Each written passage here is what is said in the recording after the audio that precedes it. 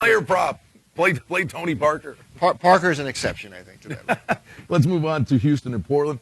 Portland's a 3.5-point favorite. The total of the game is 213. We did the previews for this game. It's funny what a close series this is, and we had said take the points, virtually the entire series. But we did say, you know what, Houston going back. Mo Williams kind of poked the bear, said if there was a boat race, it was going to be that last game in Houston. Houston did it.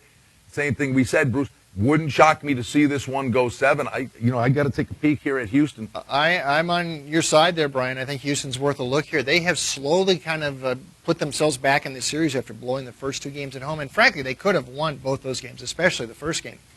We have seen Dwight Howard, though, really emerge in this series. And some of that stuff, the work that Hakeem Olajuwon has done with them, it's starting to pay off. They're able to go down to Howard in the blocks. He's able to go both left and right on the blocks.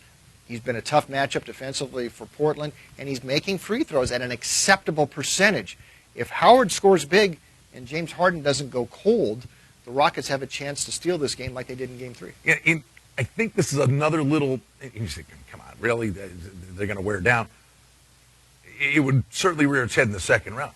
But when you play, and how exceptional it had been in the first 2 games of this series, that 2-man game with Aldridge and Lillard, and Houston can kind of come at you from a lot of fronts.